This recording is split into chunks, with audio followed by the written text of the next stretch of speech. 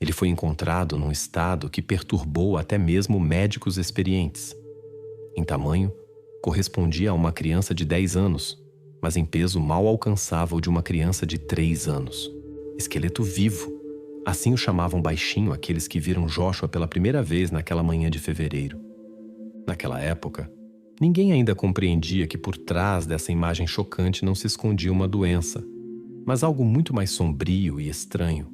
Na madrugada do dia 13 de fevereiro de 2024, a pequena cidade de Ripley, no estado de Ohio, foi perturbada por uma ligação para o número de emergência 911. Eram 53 minutos depois das 5 horas. Uma mulher chamada Danielle H. reportou que seu filho Joshua havia sofrido de febre alta durante toda a noite e pela manhã não dava mais sinais de vida. Em sua voz soavam medo, confusão e pânico. Ela alegava que uma gripe comum era a culpada. Mas quando as equipes de resgate chegaram ao local, rapidamente perceberam que ali não se tratava apenas de uma doença. O principal mistério desta história encontrava-se sob o telhado da casa, num sótão antigo, para onde a própria Danielle conduziu os médicos e a polícia. O cômodo revelou-se pequeno e estranhamente preparado. Uma camada de espuma de poliuretano densa cobria as paredes e janelas, bloqueando quase toda a luz do dia e isolando do ruído. O vizinho mais próximo morava a quase 150 metros de distância, e atrás da casa passava a rodovia federal US 33. O rugido constante dos caminhões atingia 55 decibéis à noite e abafava completamente todos os sons que poderiam vir da casa. Este ambiente estranho fez com que os especialistas que chegaram ficassem imediatamente atentos. Joshua foi encontrado numa maca metálica velha que estava no meio do sótão. A primeira coisa que chamou imediatamente a atenção dos investigadores foi uma corrente de bicicleta da marca Kryptonite, acorrentada ao pé da cama. Parecia nova, robusta e obviamente não era coincidência.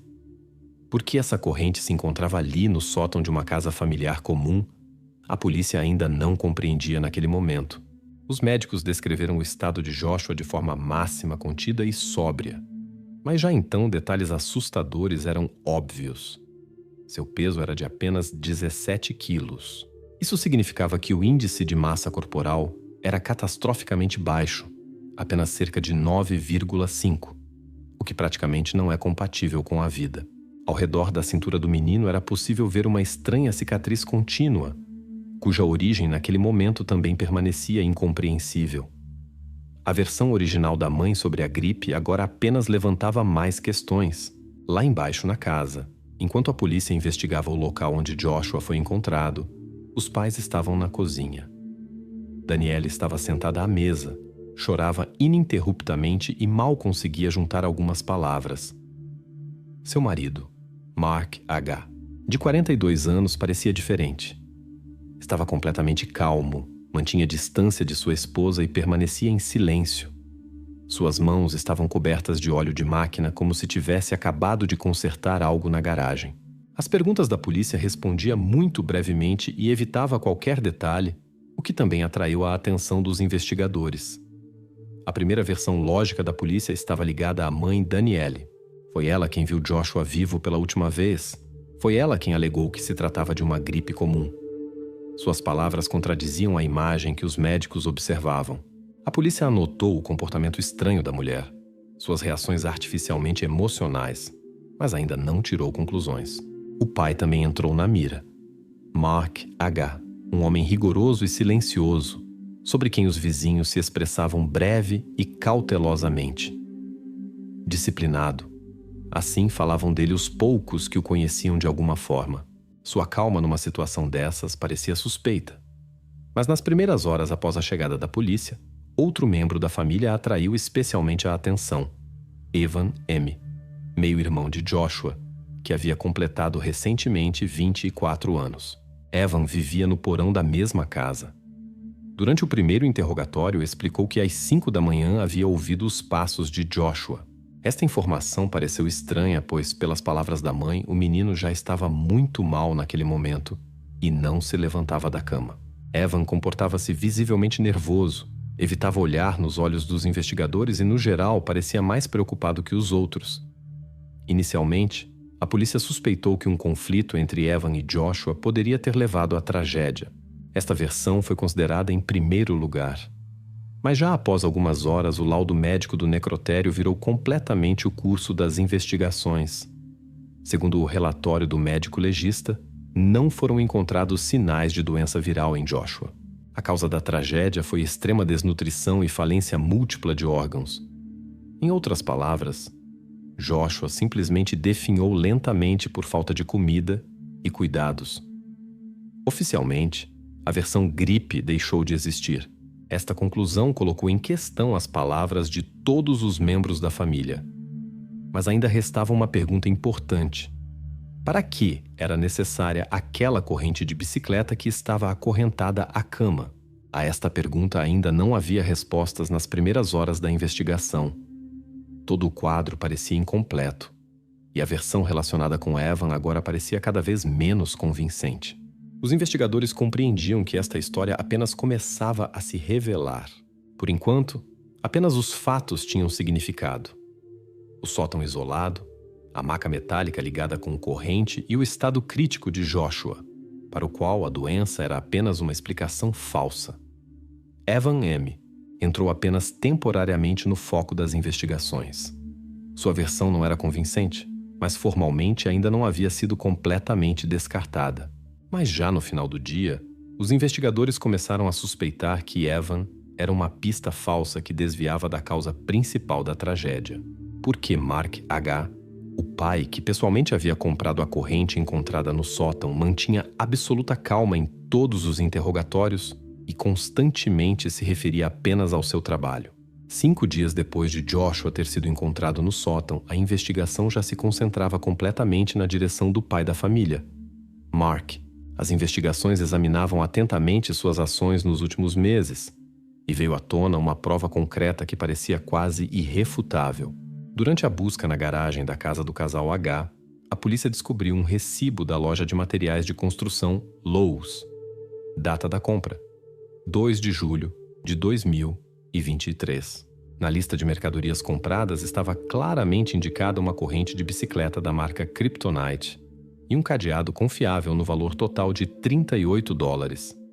A compra havia sido feita pelo próprio Mark. Assim, descobriu-se que a pessoa que assegurava não ter nada a ver com os eventos no sótão estava diretamente ligada à prova principal. Quando os peritos examinaram o cadeado na corrente, suas suspeitas apenas se intensificaram. Na corrente foi descoberto DNA misto do próprio Mark e de Joshua. Agora a investigação parecia ter bases convincentes para suspeitar de Mark. No entanto, seu comportamento não correspondia em nada à situação que havia surgido. Em cada interrogatório, Mark permanecia calmo e estava até ligeiramente irritado pelo fato de que os investigadores, segundo suas palavras, o distraíam do trabalho. Mark tem 42 anos, é funcionário da fábrica química local, onde trabalha há mais de 12 anos. Na fábrica, o horário de trabalho é rigorosamente registrado pelo sistema eletrônico Cronos. Exatamente este sistema registrou que Mark chegou à fábrica no dia 12 de fevereiro às 19h55 e saiu do território da empresa na manhã seguinte às 6h04. Estes dados praticamente excluíam sua participação nos eventos do sótão durante a noite. Mas a polícia não se apressou com conclusões.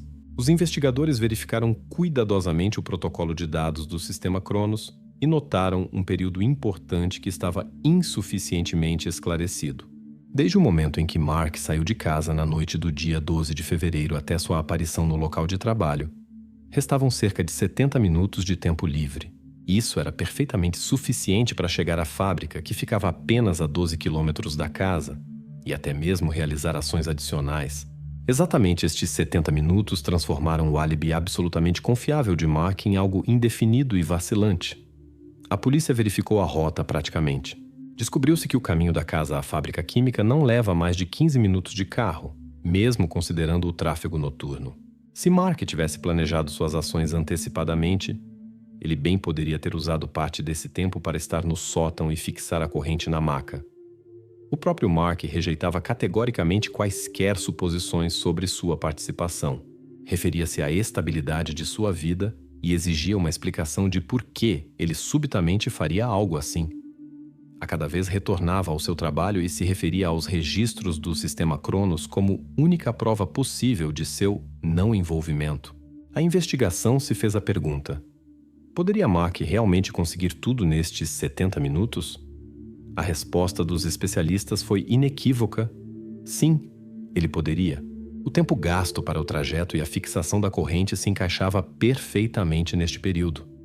Mark não tinha pressa na noite de 12º de fevereiro e não havia testemunhas estranhas que pudessem confirmar ou contradizer suas palavras. Enquanto a polícia verificava metodicamente as declarações de Mark, outro envolvido desapareceu da investigação. Evan M., meio-irmão de Joshua, que inicialmente havia entrado na mira da investigação, agora foi completamente excluído do círculo de suspeitos. Segundo os mesmos dados do sistema Cronos, Evan trabalhou no dia da tragédia um turno das 19h03 às 4h55. O tempo de sua presença na fábrica também foi confirmado por gravações de vídeo das câmeras de trabalho.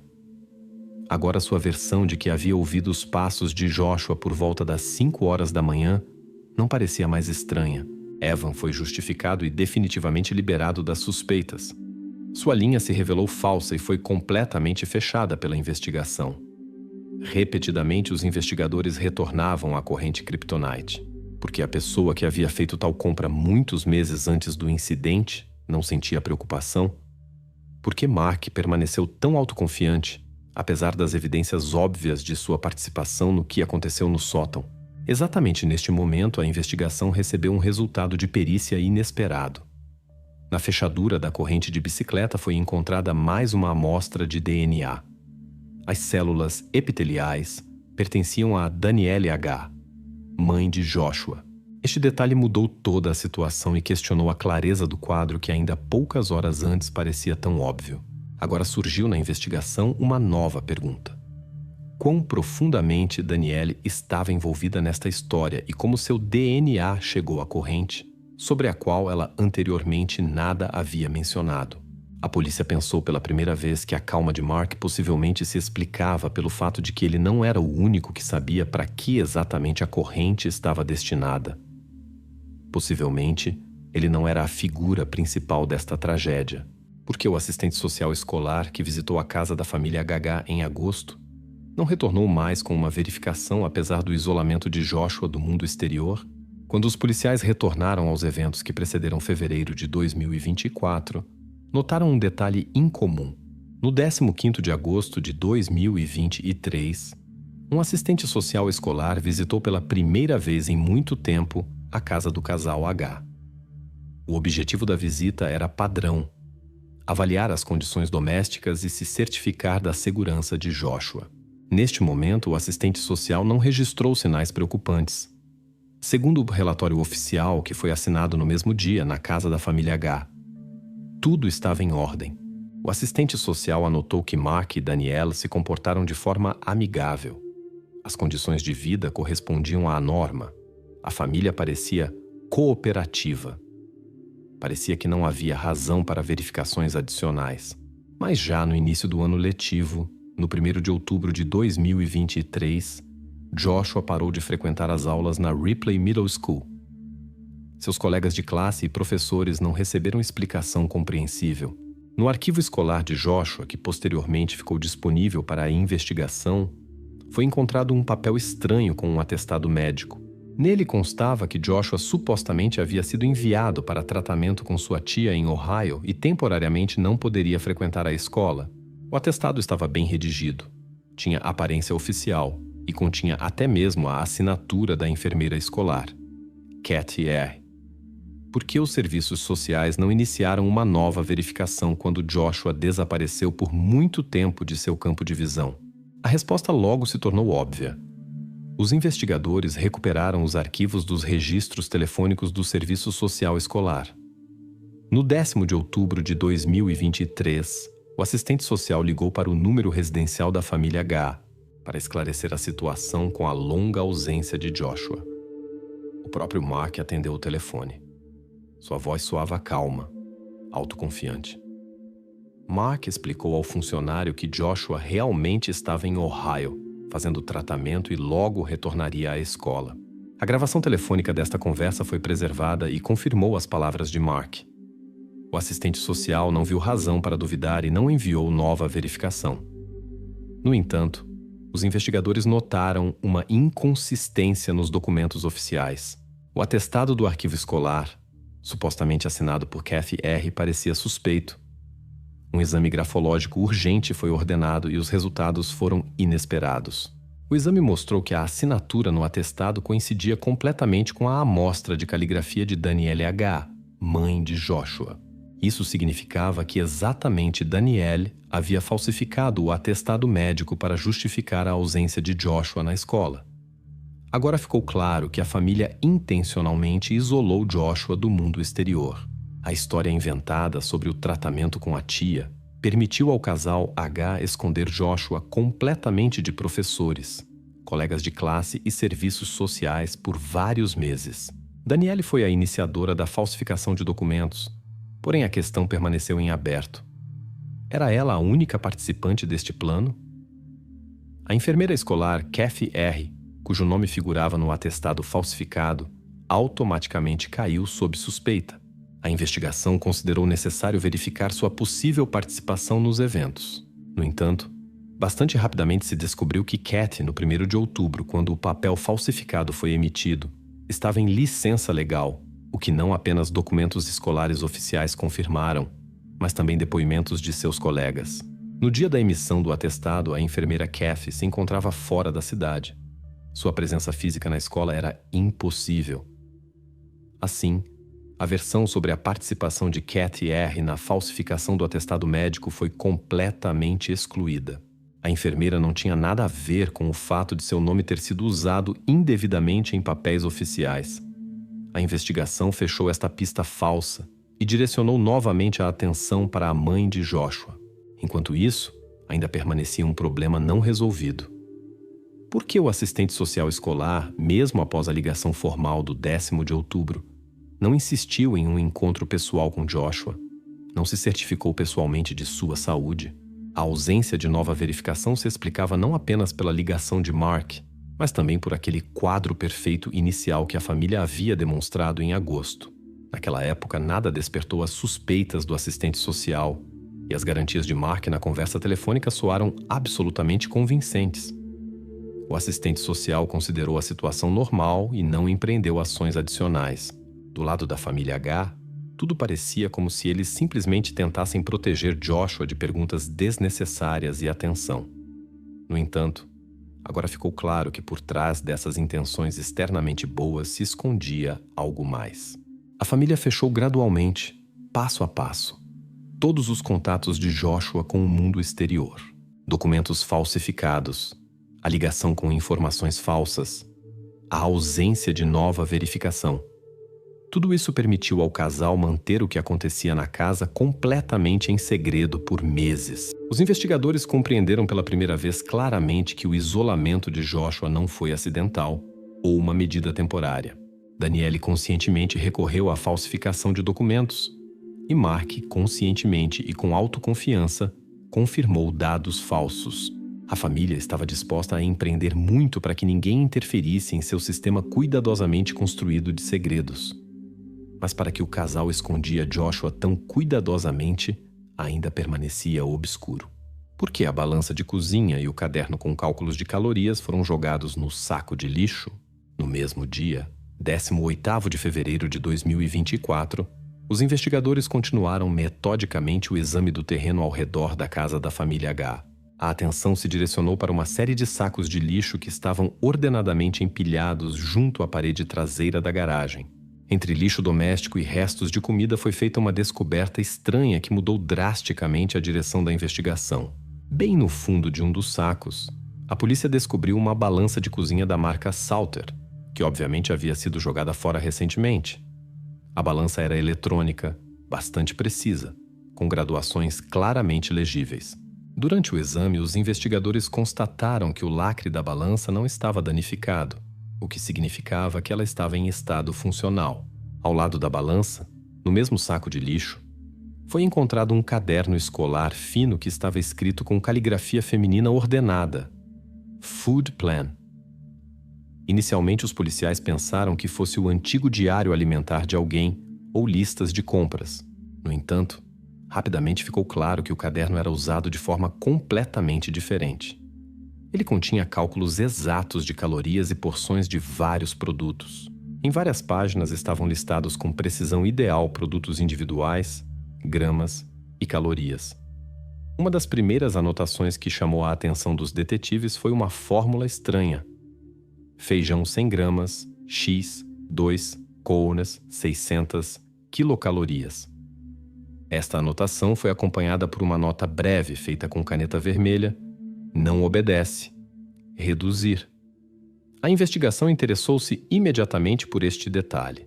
Tornou-se óbvio que o caderno poderia estar diretamente conectado ao estado de Joshua, pois seu peso criticamente baixo já havia sido constatado pelos médicos. Inicialmente, os investigadores admitiram a possibilidade de que os registros pudessem pertencer aos próprios pais. Possivelmente eles mantinham alguma dieta. Mas já os primeiros dados do caderno fizeram entender que não se tratava de um adulto. As porções eram pequenas demais, obviamente insuficientes para um organismo adulto. A primeira questão que os investigadores se colocaram foi a confiabilidade da balança encontrada. Poderia ser que a balança estivesse defeituosa e a família não reconhecesse a incorreção dos cálculos? Para verificar este fato, a balança foi enviada para exame laboratorial. Os resultados da investigação voltaram após poucas horas.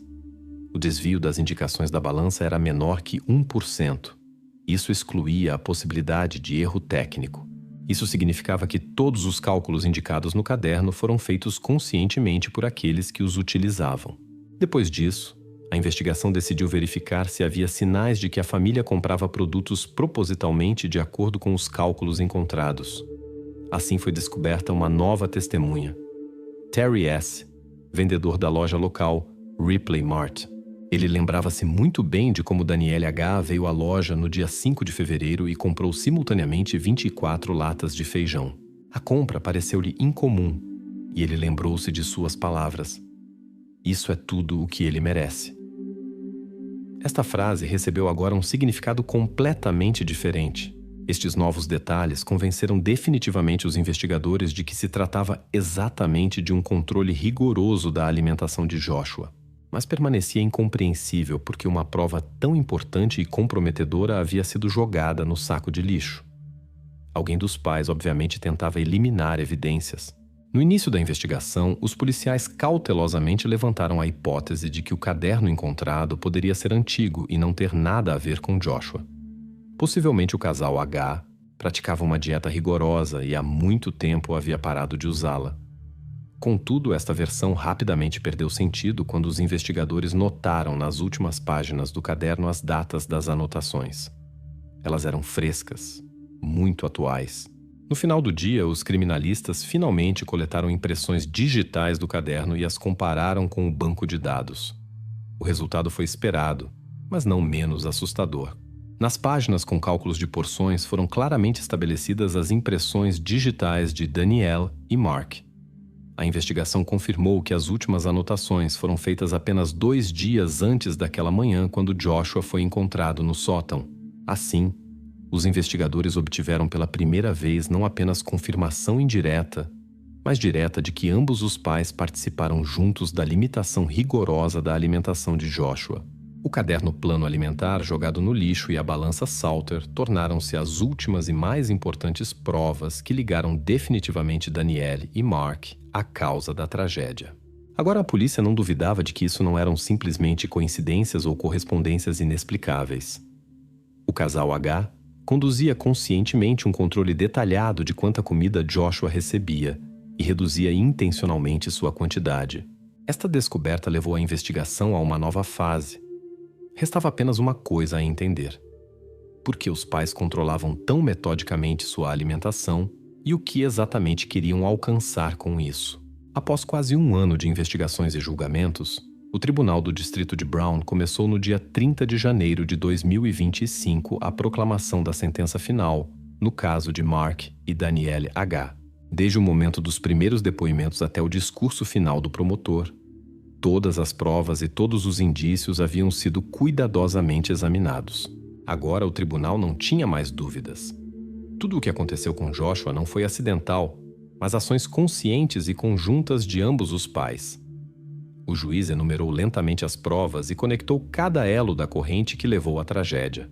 O primeiro foi o recibo da loja Lowe's e o DNA descoberto na fechadura da corrente da bicicleta.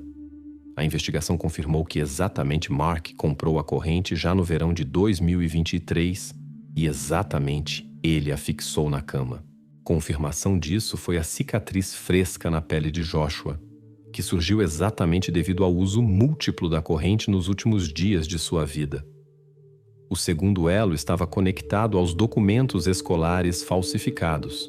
A investigação estabeleceu que exatamente Daniele pessoalmente falsificou a assinatura da enfermeira escolar no atestado para esconder a verdadeira situação dos serviços sociais e professores. A gravação da conversa telefônica que Mark conduziu no dia 10 de outubro de 2023 confirmou definitivamente o isolamento intencional de Joshua. O tribunal enfatizou que os pais agiram em conjunto.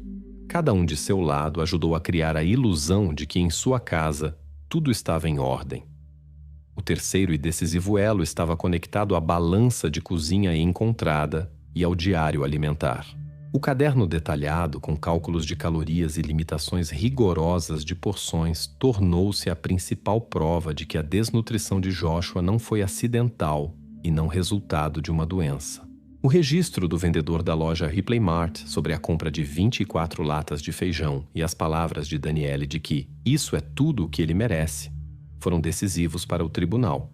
A investigação oficial confirmou a precisão da balança e excluiu quaisquer erros técnicos. Restava apenas um momento que precisava de explicação. Os 70 minutos de tempo livre de Mark na noite do dia 12 de fevereiro de 2024. Esta janela de tempo encaixava-se completamente naquele período em que, segundo a conclusão dos peritos, Joshua foi novamente acorrentado à cama com a corrente. O tribunal confirmou oficialmente que Mark fez isso antes do início de seu turno na fábrica química, e Daniele, que permaneceu em casa, continuou seu papel no controle da alimentação e estado de Joshua. Quando o juiz passou para a parte final da sentença, a tensão na sala aumentou visivelmente. Até este momento, Mark mantinha calma absoluta. Contudo, na menção da pena, ele subitamente levantou-se e gritou: "Os fracos são preparados para a vida." Ele tentou se precipitar para a frente, mas foi imediatamente detido pela escolta do tribunal. Daniele sentou-se imóvel neste momento. Apenas baixou silenciosamente a cabeça e não tentou intervir. Mais tarde, em sua última palavra, ela explicou brevemente suas ações. "Eu tinha medo do conselho tutelar." O juiz fez uma breve pausa, depois continuou a leitura do veredito final. Foi enfatizado que as ações de ambos os pais foram coordenadas e completamente conscientes. Mark iniciou o regime rigoroso do chamado endurecimento, e Daniele controlou e apoiou cuidadosamente este regime, fixando tudo no caderno e monitorando a quantidade de comida, limitando rigorosamente as porções de Joshua. Finalmente, o tribunal condenou Mark H. a 30 anos de privação de liberdade com possibilidade de liberdade condicional antecipada não antes de 25 anos. Daniele H. recebeu 25 anos de prisão com possibilidade de revisão de seu caso após 20 anos. O juiz enfatizou separadamente que, através da investigação, quaisquer suspeitas contra Evan M., meio-irmão mais velho de Joshua, bem como contra a enfermeira escolar, Kathy R., foram definitivamente excluídas, que foram envolvidas nos eventos exclusivamente por culpa dos pais.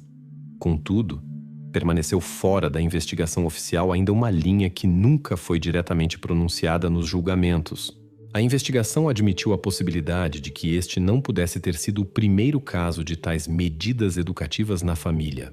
Havia depoimentos não confirmados de testemunhas sobre a irmã mais velha de Joshua. Contudo, todas as tentativas de provar isso documentalmente falharam. O tribunal não tinha bases suficientes para consideração oficial e esta linha foi deixada sem divulgação. O julgamento terminou de forma breve e sóbria. Nenhum dos presentes falou mais uma palavra. Após a sentença, o casal H Foi conduzido para fora da sala por portas diferentes, sem se encontrarem com olhares.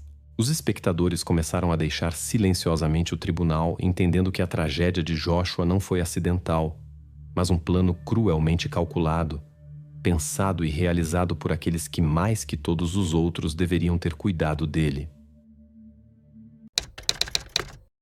Um buraco na terra. Precisamente esta frase se tornou o ponto de partida da investigação que agitou todo o povoado de Carcasso no verão de 2024. O que se escondia na terra sob o quintal silencioso e discreto do vizinho idoso que todos conheciam simplesmente como Bill? Os locais nem sequer podiam imaginar quão longe esta história os levaria. Carter Hill desapareceu na noite de 17 de junho de 2024, às 17 horas e 42 minutos. Isto foi registrado precisamente pela câmera da campainha da família Hill. Na gravação, Carter se aproxima lentamente da cerca do vizinho. William Bill Crawford, viúvo de 67 anos, vivendo em Carcasso há mais de 20 anos. O menino tinha 11 anos, veio devolver uma bola de futebol que acidentalmente voou por cima da cerca. No vídeo se vê como ele cuidadosamente atravessa o portão e desaparece do quadro. Depois, como um vazio, o nada e o silêncio. Os policiais chegarão ao local apenas algumas horas depois. Inicialmente, ninguém pensa em crime. A pequena cidade em Saskatchewan há muito se acostumou com o fato de que as crianças fazem visitas sem avisar. Mas desta vez algo claramente não está certo. Quando os policiais e voluntários começam a inspeção do terreno de Bill, a atenção é atraída por uma descoberta estranha na grama perto do portão. Ali jaz um pequeno punhado de argila vermelha e úmida. À primeira vista, nada de especial, mas tais solos simplesmente não existem em Carcasso. De onde veio esta terra incomum? Ninguém pode dar uma resposta imediata, e a pista permanece sem explicação. Enquanto as pessoas tentam entender a questão da argila, testemunhas falam de outro fato estranho. Às 18 horas e 7 minutos, 2 adolescentes das casas vizinhas viram passar um caminhão DHL. Em um dia comum, isto não seria suspeito. Mas naquela noite, o povoado parecia quase deserto. Quente, abafado. Quase ninguém nas ruas e o caminhão poderia ter levado alguém completamente despercebido. As primeiras suspeitas surgem imediatamente. A suspeita mais óbvia recai sobre o vizinho Bill. Ele foi o último a ver Carter, e precisamente seu território se tornou o lugar onde se perdeu o contato com o menino. Apesar disso, os locais não estão dispostos a acusar o velho viúvo que vivia pacífica e respeitosamente ao lado por tantos anos.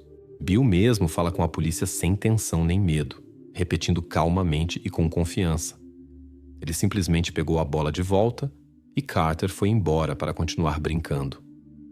A polícia não tem motivos para prender o vizinho idoso sem provas.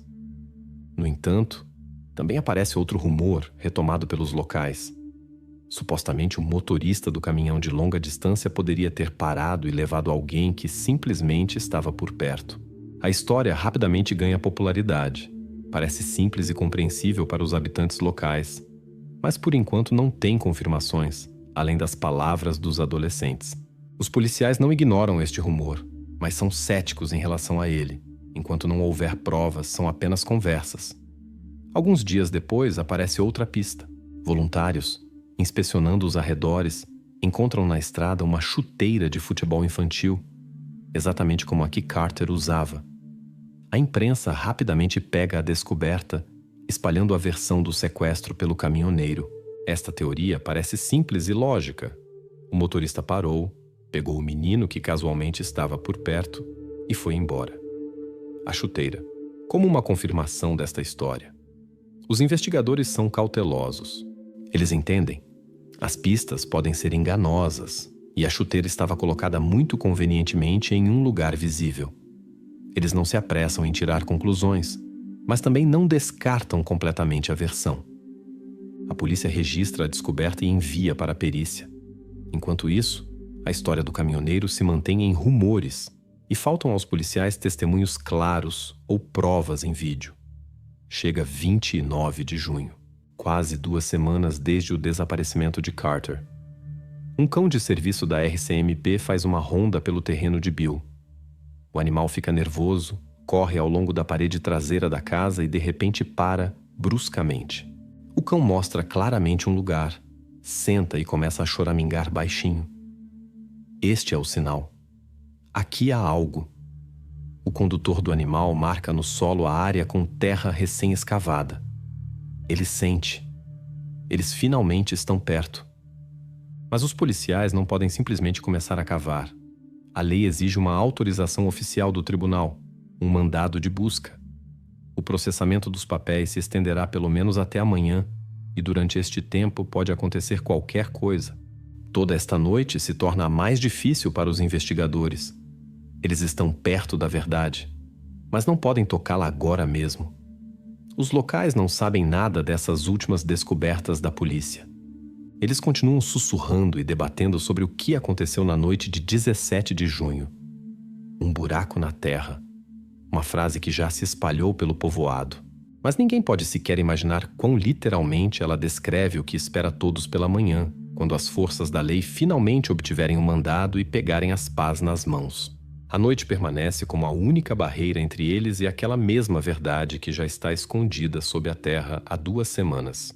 Porque na véspera do desaparecimento de Carter, o vizinho Bill Crawford comprou na loja de materiais de construção local várias folhas grandes de compensado e um filme plástico grosso enrolado. Os policiais rapidamente solicitam os registros e obtêm o recibo. Data da compra: 16 de junho de 2024. Exatamente um dia antes do desaparecimento do menino. Estes materiais claramente não eram destinados para reparos domésticos comuns, muito menos para a vida cotidiana. A investigação adquire um tom completamente novo. Enquanto os locais continuam discutindo rumores e versões, a investigação já deu um passo adiante. Agora sua atenção está firmemente fixada na figura do próprio William Crawford, homem silencioso, pouco falador, vivendo sozinho há muito tempo. A trivialidade e discrição, que antes eram percebidas como uma virtude, agora parecem suspeitas e assustadoras. No quintal de Crawford trabalha um grupo de criminalística. Sob o controle rigoroso da polícia, investigam a garagem, o galpão e uma pequena extensão que o vizinho usava como oficina. Precisamente aqui, no canto, os operativos encontram 2 pás. Em uma delas, rastros daquela mesma argila vermelha úmida que foi descoberta perto do portão no dia do desaparecimento de Carter. A coincidência está excluída. É exatamente a mesma terra, claramente trazida de algum lugar especialmente. Quando o policial pergunta diretamente sobre a compra do compensado e do plástico, o vizinho não mostra inquietação exterior e responde tranquilamente que o compensado era necessário para consertar o piso. Supostamente em um dos cômodos as tábuas velhas começaram a ranger e ele ia reforçar as vigas.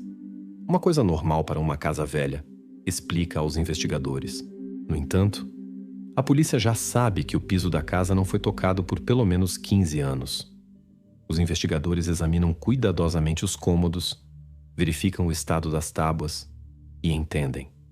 Bill Crawford mentiu. As tábuas estão em perfeito estado, nem uma única marca de reparo. Por que ele mentiu, ainda não está claro. Mas a mentira agora já está oficialmente registrada. As pistas lenta, mas seguramente se acumulam contra o vizinho idoso. O investigador esclarece os detalhes com Crawford repetidas vezes. Ele confirma com moderação suas palavras, repetindo que o compensado está na garagem e o filme nem sequer está desembalado. A polícia realmente encontra estes materiais na garagem, intocados, como diz o vizinho. Mas por que foram necessários exatamente um dia antes do incidente? Permanece pouco claro. A investigação começa a duvidar. Talvez esta compra seja apenas uma coincidência, mas a mentira sobre o conserto do piso já não permite à polícia confiar tão facilmente em Crawford.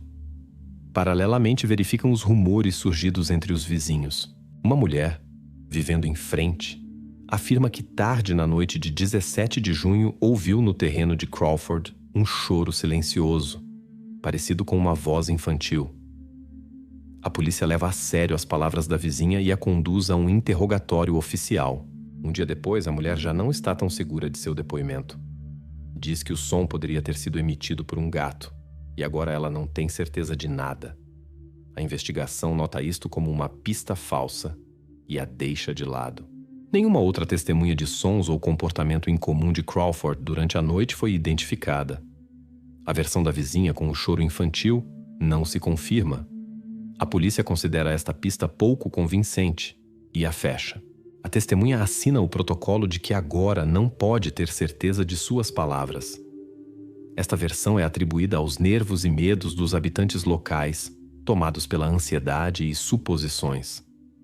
Os investigadores retornam ao terreno e casa de Crawford. Tendo obtido o mandado oficial número RCMP 2246 SK do juiz distrital de Saskatchewan, a polícia inicia uma busca completa da casa e porão.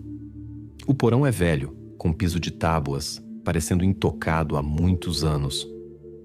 Mas os operativos sentem intuitivamente que precisamente aqui é necessário buscar respostas. 1º de julho, cedo pela manhã, a equipe de trabalho remove as pesadas tábuas do piso do porão. Eles abrem cuidadosa e lentamente a cobertura e são recebidos por um espetáculo estranho. Sob o assoalho está localizado um tubo vertical de polietileno, exatamente como o que Crawford comprou. Dentro dele, argila solta, absolutamente idêntica à encontrada anteriormente na pá e perto da cerca. Os investigadores estão tensos ao extremo. O tubo claramente foi escavado recentemente e preparado para algo concreto. Eles começam cuidadosamente a remover a terra, camada por camada, meticulosa e cautelosamente, como sempre fazem os criminalistas. No ambiente está silencioso. Ouve-se apenas a respiração e os sons com que a terra cai sobre o compensado. No entanto, após várias horas, quando a argila está completamente removida, vem uma compreensão inesperada e assustadora. O tubo plástico está completamente vazio. Embaixo, não há nada. Aquilo para o que os investigadores se preparavam, o que esperavam ver, não foi encontrado. Agora, diante deles, simplesmente há um buraco vertical vazio, cuidadosamente preparado. Mas para quê? Incompreensível. A investigação novamente se encontra em um beco sem saída. Crawford claramente esconde algo, mas as pistas ainda são insuficientes para acusá-lo diretamente de algo sério. E o mais importante? Carter, desaparecido, não foi encontrado. Ninguém entende onde ele está e por que este tubo no porão resultou vazio.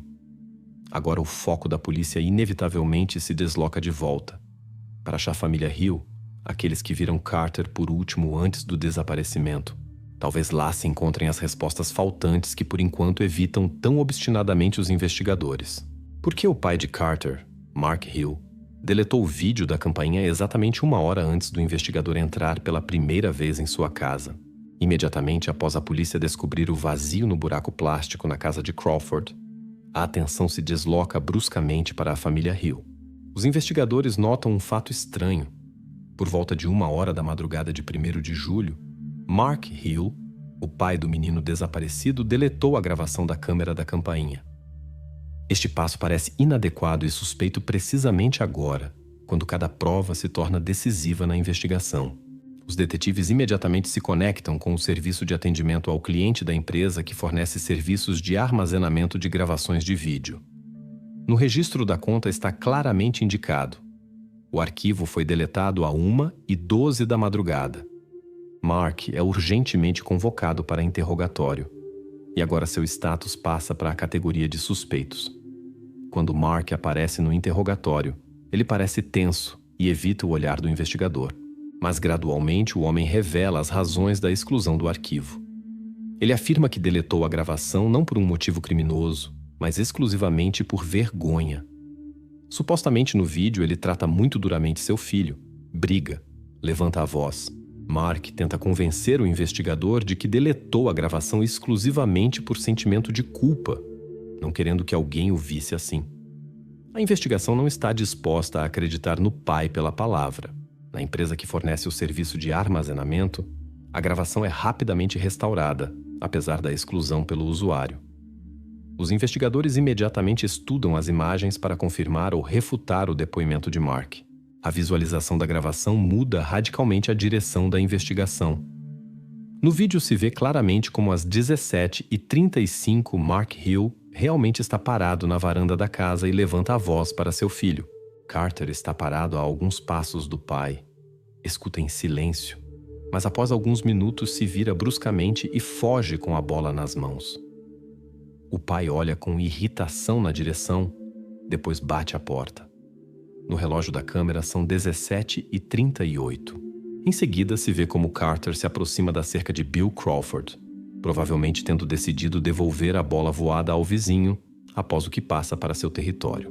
Nisso a gravação termina, cortando no momento mais interessante onde Carter desaparece do quadro. A cronologia se confirma e corresponde às conclusões anteriores da polícia. O álibi do pai às 18h15 também se confirma. Neste momento ele já está ligando para a polícia, tendo notado que o filho está ausente há muito tempo. Assim, o pai formalmente é retirado da lista de suspeitos. Os investigadores se asseguram de que Mark Hill realmente não está envolvido no desaparecimento de seu filho, embora sua ação inicial de deletar a gravação permaneça registrada como uma tentativa de esconder uma briga familiar. Na imprensa já apareceram artigos com manchetes de que a família Hill supostamente esconde alguma informação importante. Os tabloides começam a publicar notas sob o título Ocultação Familiar. Os investigadores da RCMP são obrigados a fazer uma declaração oficial refutando esta versão. Eles indicam claramente a inconsistência dos códigos de tempo na versão expressa pela imprensa. A pista dos tabloides se fecha rapidamente, pois contradiz a gravação oficialmente confirmada. A questão da família Hill é definitivamente encerrada.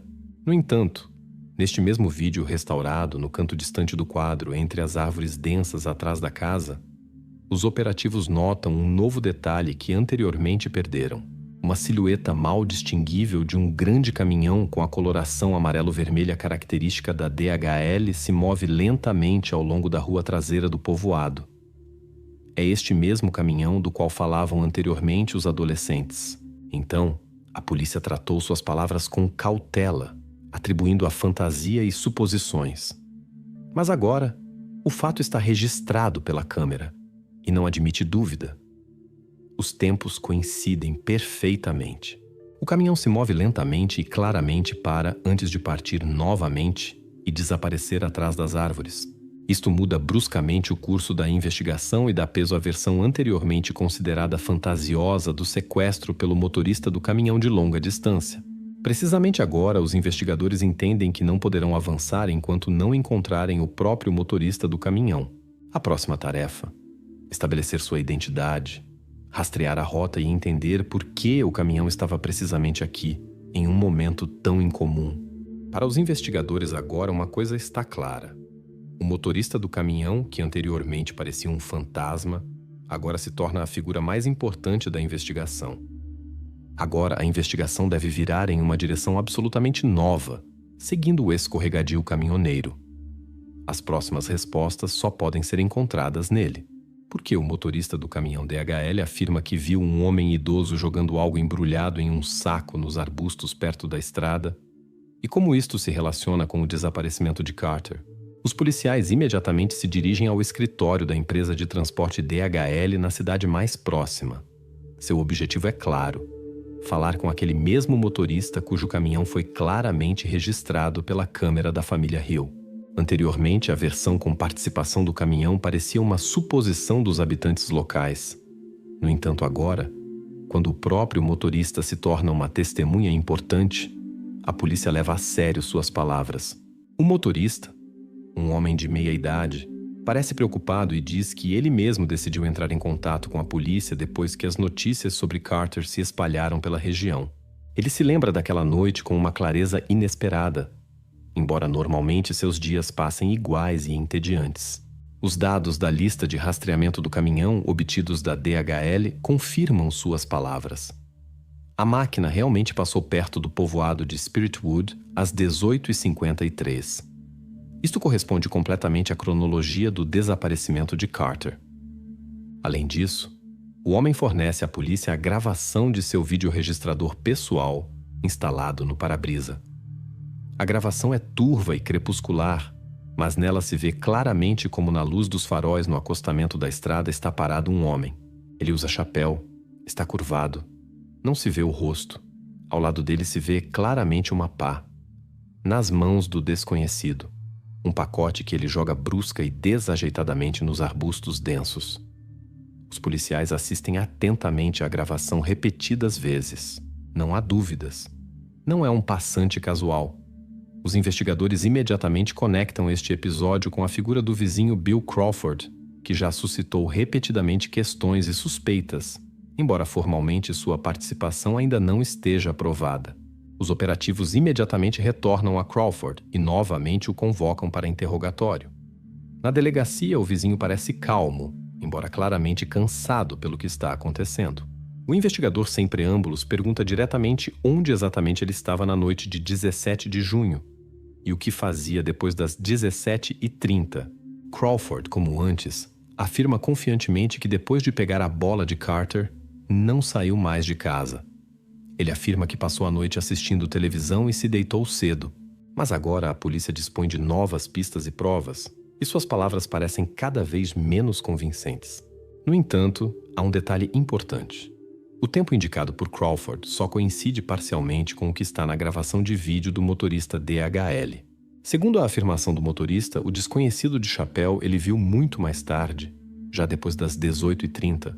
Isto permite a Crawford manter a incerteza. Ele nega categoricamente qualquer saída de casa depois das 17h30, e a polícia, por enquanto, não tem provas diretas de suas palavras ou sua refutação. Enquanto isso, outra pista se torna motivo de dúvidas. A polícia encontra perto daquele mesmo trecho da estrada uma chuteira esportiva infantil, uma chuteira de futebol. À primeira vista, a descoberta parece importante e diretamente relacionada ao desaparecimento de Carter. Mas a perícia, realizada pelo laboratório da RCMP, rapidamente remove qualquer suspeita.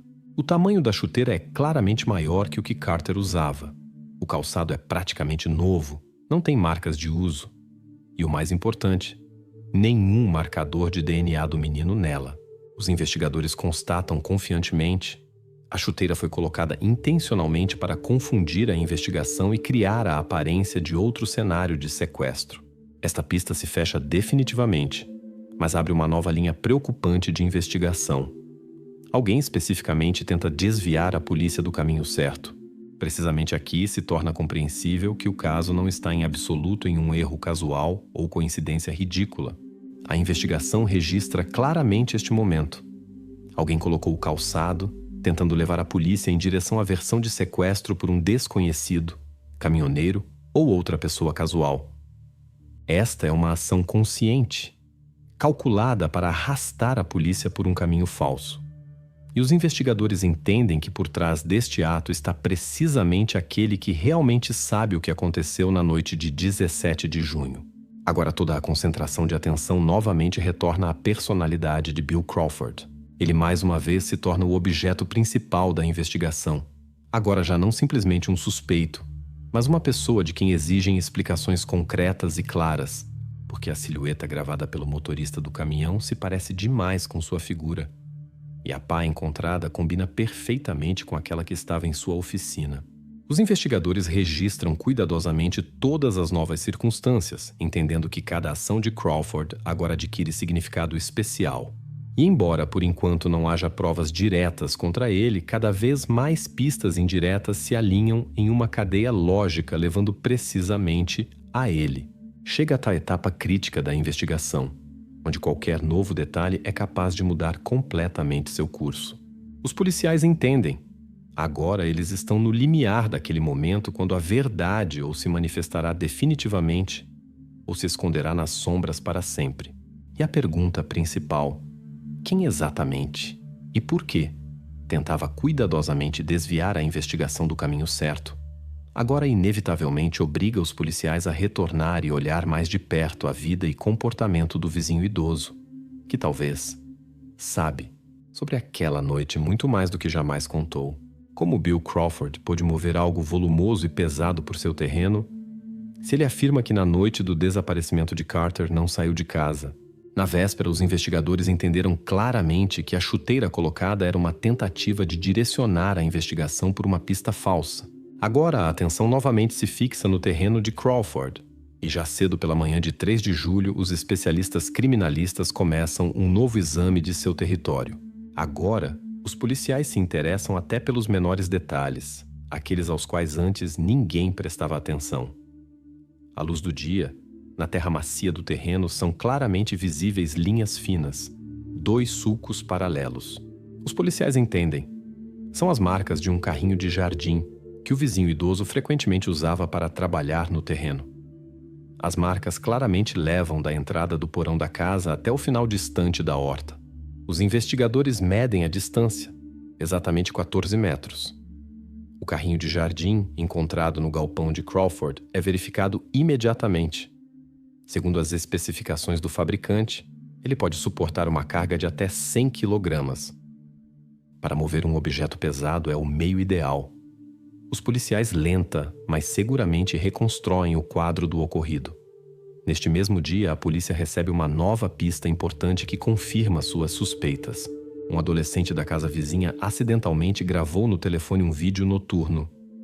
O rapaz lançava fogos de artifício por volta das 3 da madrugada e acidentalmente filmou o terreno vizinho que pertence a Crawford.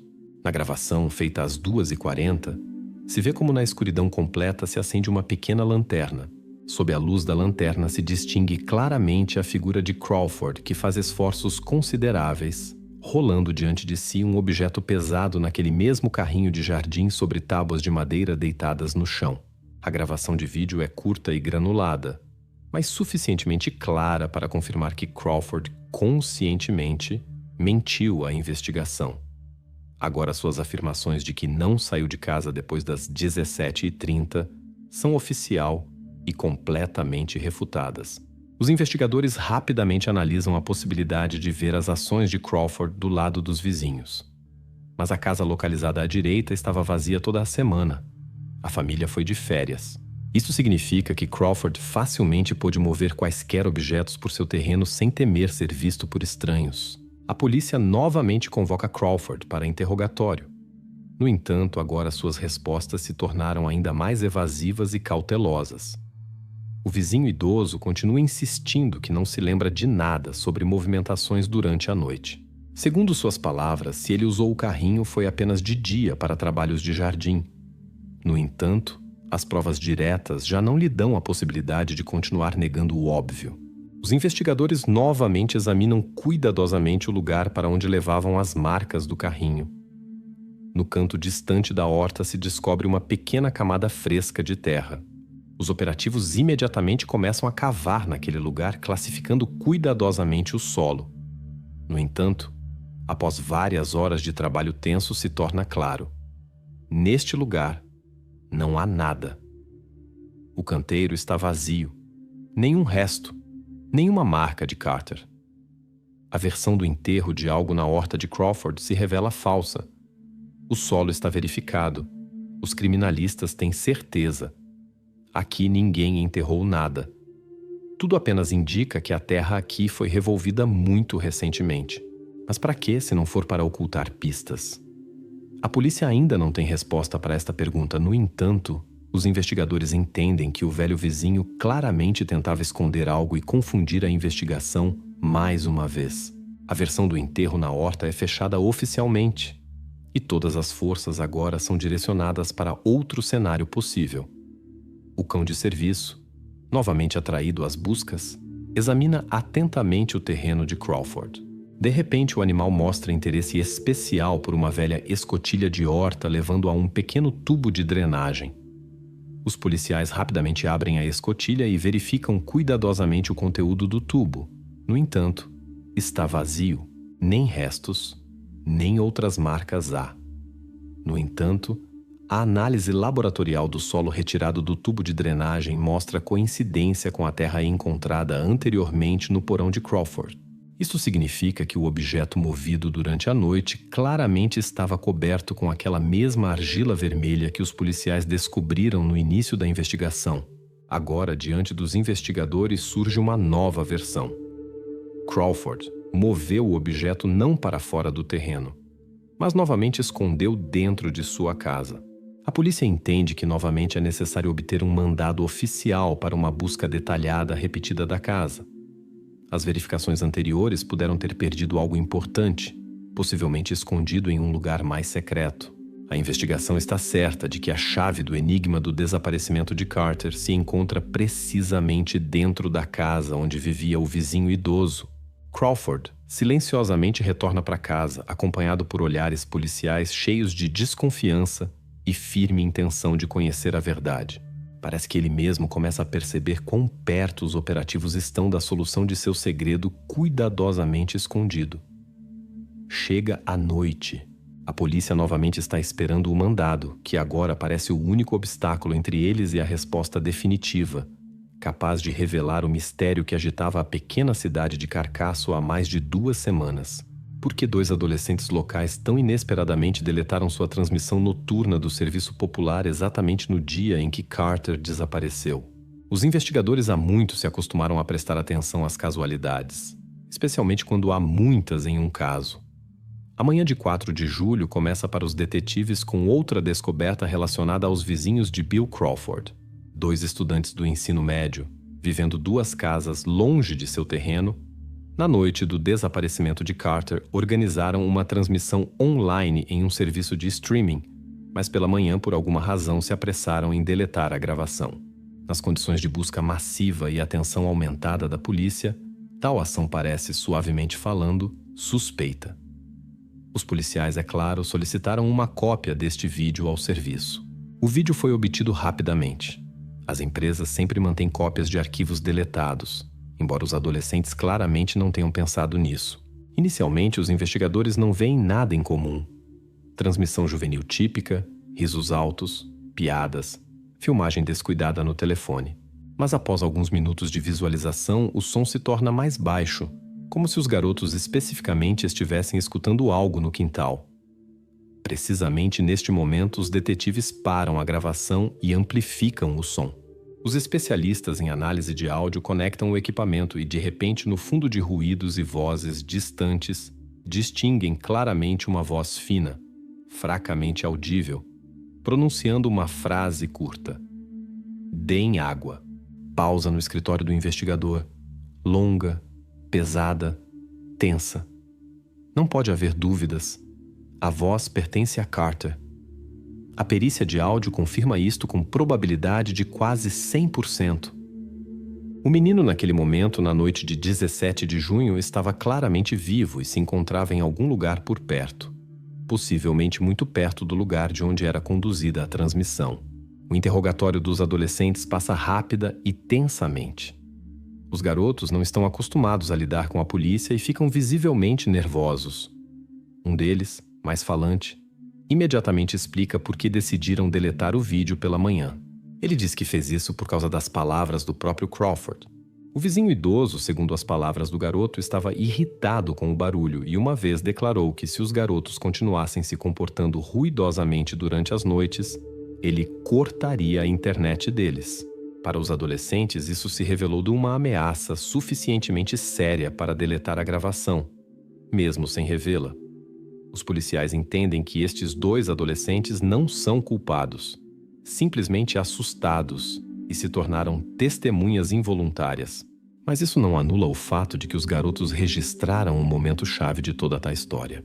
Agora, há prova de que Carter estava vivo nas primeiras horas após seu desaparecimento, e além disso, claramente se encontrava no porão, já que os especialistas em áudio identificam precisamente o eco característico do porão.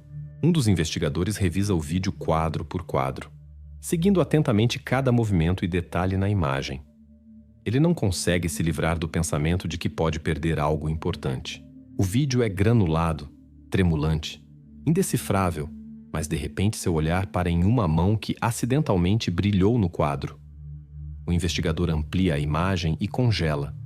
No pulso se vê claramente uma pulseira fina. É uma pulseira de acampamento plástica com inscrição única, que era dada às crianças 2 anos atrás, no verão de 2022. Os pais de Carter imediatamente confirmam. Sim, Exatamente essa pulseira seu filho nunca tirava e usava constantemente como lembrança dos dias alegres de verão. Agora, este detalhe confirma definitivamente a autenticidade do vídeo e as palavras dos adolescentes. Mas mesmo com tais provas sólidas, a polícia tem dúvidas. O comentário sob a cópia restaurada do vídeo diz: "Isto é encenação. Os garotos simplesmente tentam atrair atenção." Os detetives verificam atentamente os adolescentes, descobrindo cada detalhe de sua vida e conhecimento com Carter. Mas logo se torna claro que não há sinais de conspiração ou encenação intencional. Os garotos estão assustados e sinceramente chocados com sua participação no caso, tendo se tornado testemunhas casuais de uma situação na qual claramente não queriam se encontrar. A pista falsa com encenação e desejo de atrair atenção se fecha completamente, e a polícia oficialmente remove dos adolescentes qualquer suspeita. Agora os detetives estão diante da porta de Crawford, que nervosamente observa o que acontece de trás da cortina na janela. Agora não há dúvidas de que naquela noite ele de alguma forma interagiu com Carter. A própria presença do menino no terreno do vizinho nas primeiras horas após o desaparecimento já está provada oficialmente. Carter pedia água. Significa que o vizinho, provavelmente, até cuidava dele, pelo menos minimamente. Mas com que propósito? Agora, os policiais não se fazem esta pergunta em voz alta. Eles sabem que devem obter um mandado imediatamente. O juiz já está avisado. Os papéis passam rapidamente pelos canais formais, e enquanto isso, os investigadores e especialistas criminalistas estão parados no portão de Crawford e esperam o sinal. Este sinal, uma ligação do tribunal que deve confirmar seu direito de entrar na casa do vizinho mais uma vez e desta vez verificar cada centímetro, cada tábua e cada parede. Só agora todos começam a entender quão perto a polícia se aproximou da verdade e quão longe o vizinho idoso é capaz de ir para esconder esta verdade. Crawford, em sua janela, também espera silenciosamente, tensamente e muito atentamente, sem tirar o olhar das pessoas que vieram por respostas. O que exatamente estava sob o velho freezer horizontal que estava no porão de Bill Crawford? Na segunda-feira pela manhã, a polícia recebeu o mandado definitivo para a busca no porão da casa de Crawford. Os investigadores chegaram ao terreno por volta das 9 da manhã e Bill os recebeu silenciosamente, simplesmente apontando com a mão para dentro da casa. Os policiais, sem palavras desnecessárias, desceram ao porão, onde já estiveram muitas vezes nas últimas 3 semanas. Lá, no canto, estava um massivo freezer horizontal de modelo antigo, todo coberto de ferrugem e poeira. Nas vezes anteriores, não prestaram atenção especial a ele. Parecia muito volumoso para que Crawford pudesse movê-lo facilmente. Mas hoje o investigador notou arranhões mal distinguíveis no chão ao redor do freezer, frescos e claramente deixados recentemente. 2 oficiais com esforço moveram o freezer para o lado. Sob ele jaziam grandes folhas de compensado, aquelas mesmas que Bill comprou na loja de materiais de construção literalmente um dia antes do desaparecimento de Carter. As folhas estavam cobertas com uma camada de polietileno denso. Os policiais imediatamente notaram que as bordas do compensado estavam completamente frescas, cuidadosamente cortadas em seção cuneiforme. Quem as colocou claramente se apressava e não planejava que este esconderijo fosse encontrado tão rapidamente. O investigador se agachou e levantou a borda do filme. De sob o compensado, imediatamente saiu um cheiro fraco e desagradável, que o especialista forense parado ao lado rapidamente captou.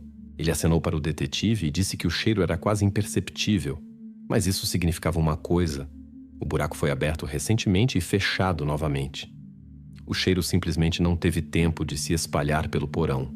Os policiais cuidadosamente removeram o compensado e descobriram uma abertura profunda, escavada diretamente no piso de terra do porão. Era quase perfeitamente regular, claramente preparada antecipadamente. Profundidade: cerca de 3 metros. O especialista mais uma vez notou que tais adegas normalmente são equipadas com ventilação, caso contrário é impossível armazenar produtos lá. Aqui não havia ventilação alguma.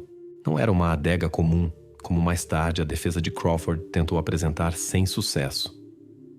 2 operativos começaram a descer pela escada fixada diretamente no solo. Embaixo estava úmido, fresco e abafado ao mesmo tempo.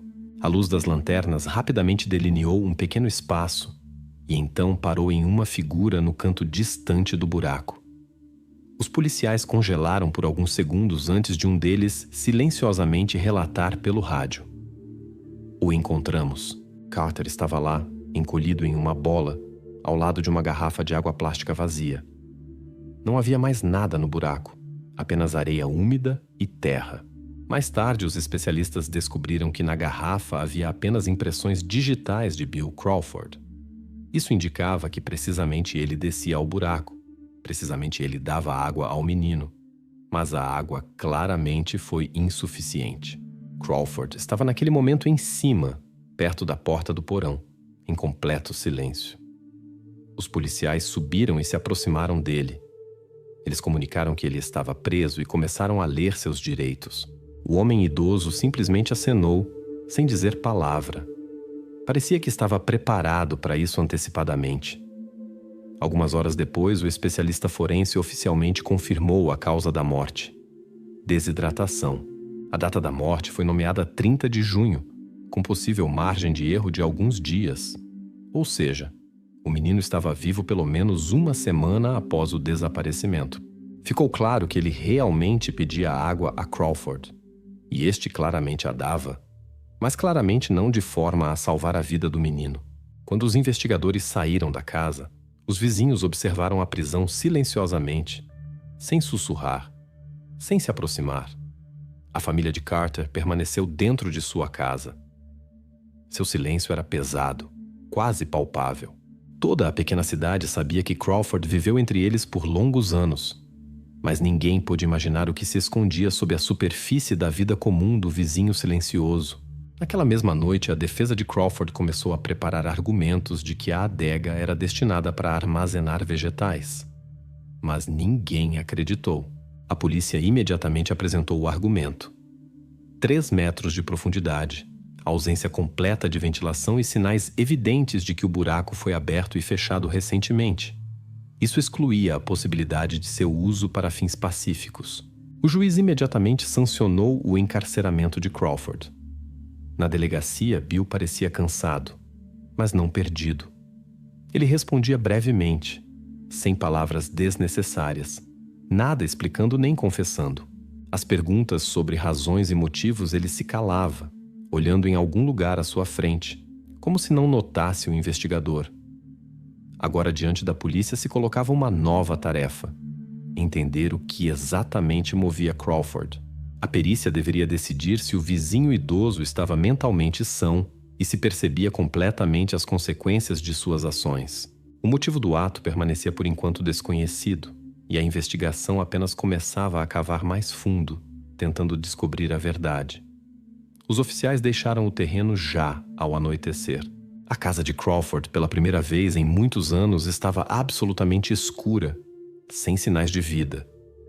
Nenhum dos vizinhos acendeu a luz naquela noite.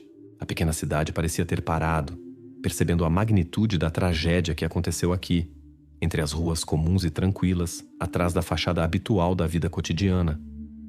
Agora a polícia sabia exatamente o que Bill Crawford fez, mas a pergunta por quê permanecia por enquanto sem resposta, e ninguém se apressava em quebrar este silêncio com suposições desnecessárias. A investigação apenas começava a mergulhar nas profundezas da mente de um homem que viveu entre eles por anos, sem despertar suspeitas. As ações de Bill Crawford foram resultado de um cálculo pensado ou manifestação de delírio doentio? Precisamente a esta pergunta deveria responder a perícia psiquiátrica. 3 meses após a prisão, Bill Crawford compareceu pela primeira vez perante o tribunal. O verão passado mudou definitivamente a pequena cidade. As conversas se acalmaram, os habitantes de Carcasso evitavam com um olhar a casa de Crawford, e a família Hill se mudou sem esperar o fim do processo. Agora toda essa informação sobre o caso chegava exclusivamente da sala do tribunal. A perícia psiquiátrica estava pronta no início de outubro, e os resultados surpreenderam muitos. Os médicos chegaram à conclusão de que Crawford se dava conta completamente de suas ações. Ele não tinha sinais clássicos de transtorno mental. No entanto, foi revelada uma patologia extremamente específica, descrita no relatório dos médicos como ideia monossintomática de intolerância ao barulho infantil. Mas simplesmente, o vizinho não podia suportar o barulho vindo das crianças, e esta ideia obsessiva se desenvolveu até um estado próximo à convicção doentia. Mas mesmo apesar de tal diagnóstico, os especialistas confirmaram. Crawford agia conscientemente, podia planejar e controlar seus atos. Em sua casa foi encontrado um caderno grosso, diário pessoal, onde por anos anotava seus pensamentos. As últimas anotações, feitas alguns dias antes do desaparecimento de Carter, se tornaram as principais provas, confirmando completamente seu motivo. No diário estava claramente anotado: o barulho destruiu a paz de minha esposa. As crianças devem conhecer limites. Esta anotação deu ao Ministério Público todas as bases para afirmar que as ações de Crawford não foram casualidade nem impulso espontâneo. Ele conscientemente manteve Carter no porão, percebendo os riscos relacionados à sua desidratação. No entanto, o advogado do réu insistia que Crawford não queria causar dano ao menino, e a morte ocorreu como resultado de um acidente. Precisamente esta linha de defesa se tornou o tema central dos debates na sala do tribunal. O promotor apontou um fato importante. O réu, por 2 dias seguidos, descia ao buraco e trazia água. Isso indicava que ele entendia perfeitamente as consequências da desidratação, conhecia o risco e, no entanto, limitava conscientemente o acesso à água. No entanto, a defesa insistia. As ações de Crawford provam sua intenção de preservar a vida do menino, ainda que em condições duras. Para os juízes, era importante entender não apenas as circunstâncias factuais, mas também a lógica interna dos atos do réu. Na sessão, o médico psiquiatra novamente confirmou: Crawford entendia perfeitamente o que fazia. Ele considerava o castigo na forma de confinamento no buraco como admissível e necessário. Do seu ponto de vista, só assim era possível conseguir silêncio e ordem em sua casa. Essas palavras soavam clara e convincentemente, não deixando lugar para dúvidas de que o motivo não era loucura nem casualidade, mas convicção pessoal profunda e cálculo intencional. A defesa tentou usar a última escapatória possível. O advogado declarou que a garrafa de água poderia ter vazado sozinha, e o menino não recebeu quantidade suficiente de líquido precisamente por esta razão. Isso supostamente confirmaria a versão do acidente e ausência de intenção direta. Mas o criminalista apresentou um relatório detalhado sobre o estado da garrafa. Pelo caráter do dano da tampa e pelas impressões digitais, era absolutamente claro que o recipiente foi aberto por um adulto já no 2º dia da permanência de Carter no milhentos porão. Este argumento da defesa foi imediatamente reconhecido como pista falsa e retirado da discussão. Agora Crawford definitivamente perdeu as chances de justificação por razões técnicas. Apesar da evidência das conclusões, o juiz decidiu adiar a emissão da sentença.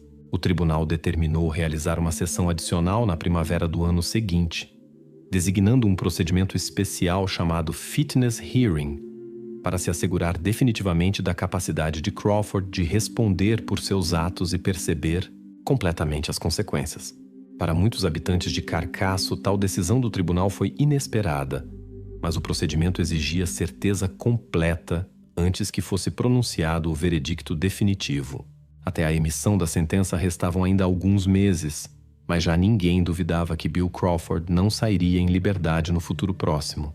Na sala do tribunal, ele se sentava com calma imutável, não mostrando emoções, e apenas às vezes olhava para algum lugar distante, como se continuasse refletindo sobre algo seu. A sessão judicial terminou tarde da noite.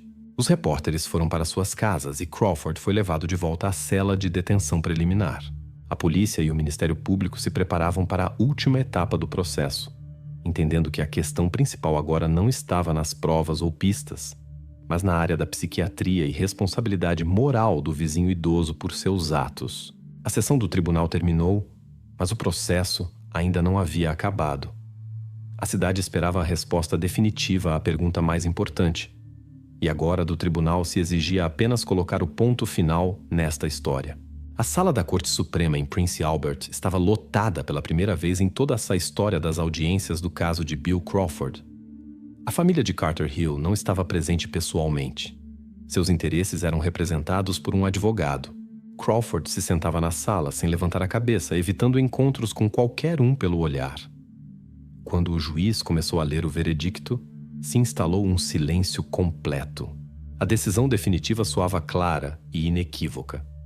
William Crawford é condenado à prisão perpétua por acusações de sequestro e assassinato em segundo grau sem direito à liberdade condicional até 2049. As palavras do juiz soavam confiante e severamente, sem a menor hesitação.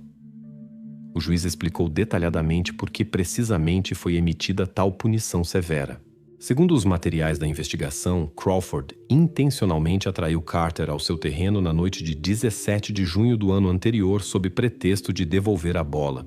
Ele manteve o menino em um buraco preparado antecipadamente, localizado no porão da casa. Durante 2 dias, Crawford periodicamente trazia água, claramente percebendo as consequências se sua quantidade fosse limitada.